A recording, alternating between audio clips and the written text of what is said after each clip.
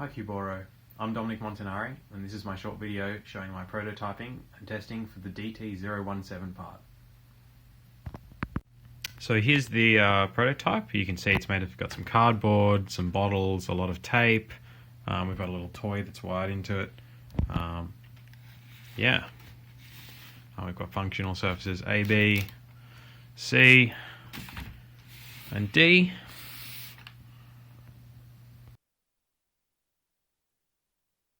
With the first compliance, you can see that all the four surfaces are flat.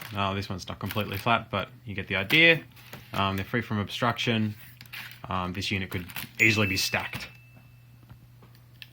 We can also see that the design is approximately 20 centimeters by 25 by 25 or so.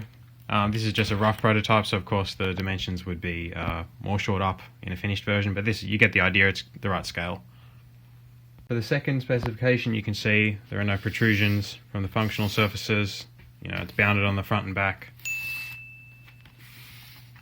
For the next spec, you can see we've got holes about the size of a golf ball on all four sides, and a golf ball can easily travel through the design.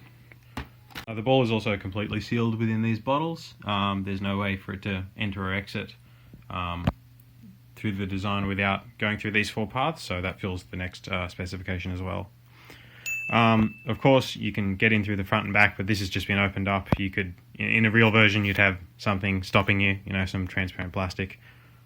As for specification 1.1.5, you can obviously see that the ball can travel through the block in any direction, really. It can go top to bottom, bottom to top. There's nothing stopping it.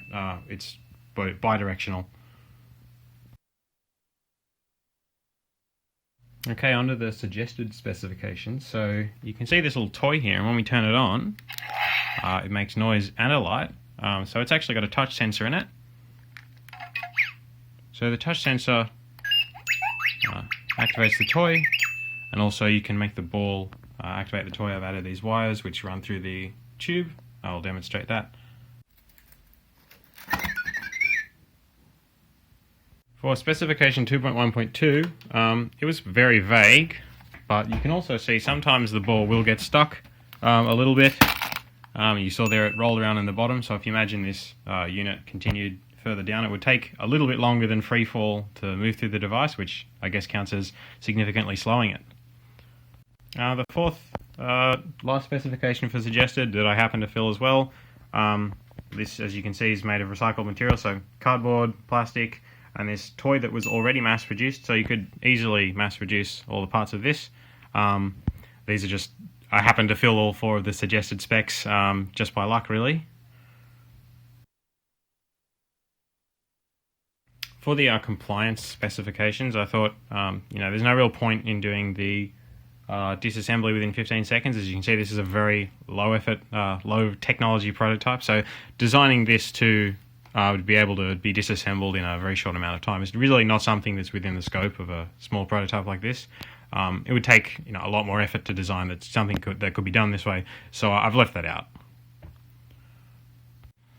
As you can see in the food standards here, there is a very high standard of hygiene that must be kept in order to guarantee that food is safe to eat.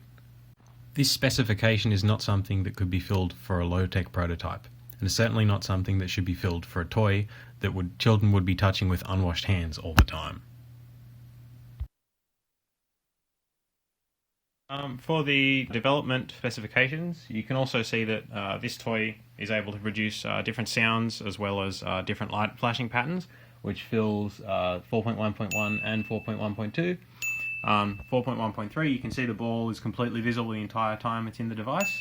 I didn't do a source of vibration or random direction.